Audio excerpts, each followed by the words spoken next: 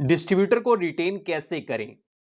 Distributor एक बहुत ही important चीज होती है किसी भी बिजनेस के लिए, चाहे वो छोटा हो, बड़ा हो या बहुत बड़ा हो।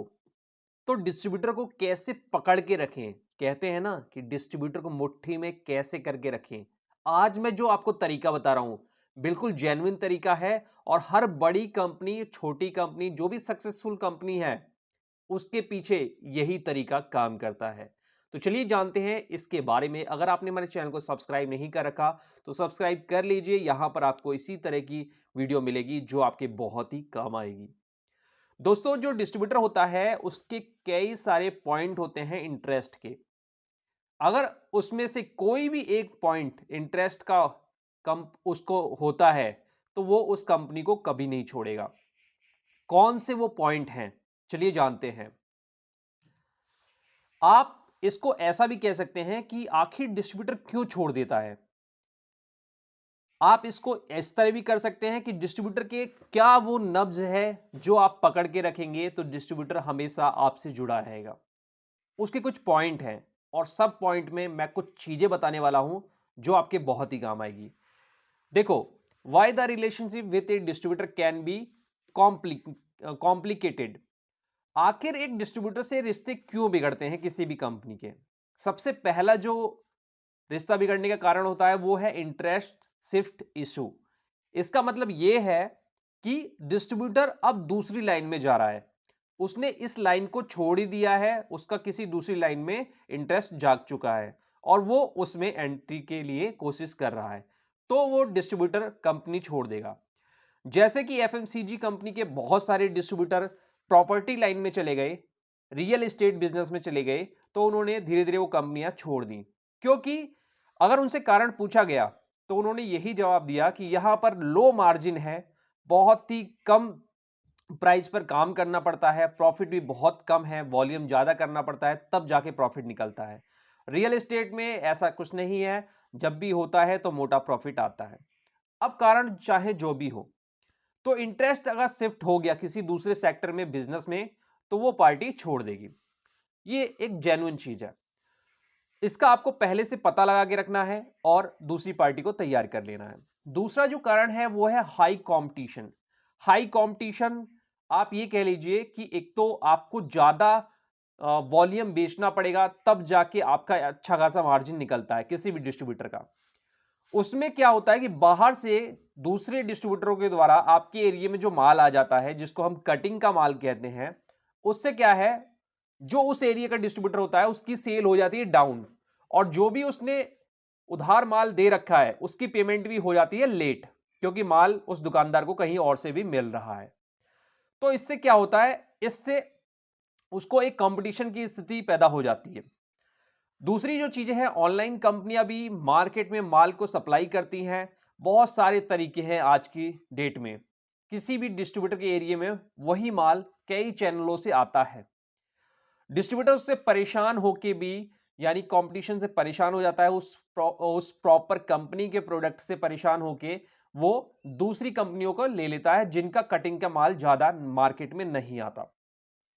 तो ये स्थिति भी कंपनी को संभालनी चाहिए और डिस्ट्रीब्यूटर और जो सेल्स टीम होती है उसको इस चीज को देखना चाहिए कि दुकानदार कहां से प्रोडक्ट खरीद रहे हैं डिस्ट्रीब्यूटर के अलावा, और क्या रेट आ रहा है। ये सारी चीजें खोजबीन धरपकड़ जारी रहनी चाहिए।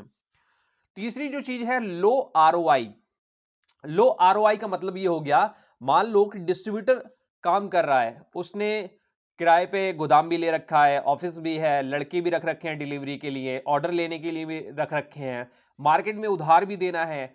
अगर उसका खर्चा नहीं निकलता प्रॉपर आपकी कंपनी से काम करते हुए, तो कुछ दिनों में वो आपके जो कंपनी है वो छोड़ देगा, दूसरी कंपनियों को पकड़ लेगा।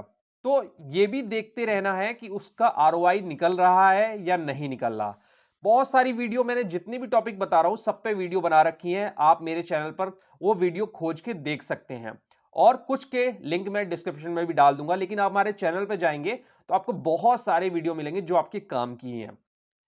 तो लो आरओआई एक बहुत बड़ा कारण होता है किसी भी कंपनी की डीलरशिप को छोड़ने के लिए। इसके बाद एक कारण और होता है लो वॉल्यूम। बहुत सारी कंपनी होती है, अच्छा मार्जिन देती हैं और उनका सेल्स टीम भी काफी सपोर्टिव होती है, लेकिन उनका जो प्रोडक्ट है वो काफी कम मात्रा में बिकता है, और कम मात्रा में बिकता है तो उससे क्या है कि वॉल्यूम कम बिकता है तो प्रॉफिट बहुत ना के बराबर होता है या कम प्रॉफिट होता है। तो बहुत सारा जो डिस्ट्रीब्यूटर होते हैं ऐसी कंपनी को छोड़ ही देते हैं, भले वहां से थोड़ा बहुत प्रॉफिट आ रहा हो, क्योंकि लो वॉल्यूम पर बहुत सारे डिस्ट्रीब्यूटर काम नहीं करना चाहते। जिनके पास कुछ और अच्छी कंपनी है पहले से, तो वो लो वॉल्यूम को छोड़ देंगे, और बहुत ज्यादा अच्छी कंपनियां और हैं तो कंपनी खुद ही परेशान हो जाएगी, क्योंकि वो डिस्ट्रीब्यूटर उसके प्रोडक्ट पर ध्यान नहीं देगा।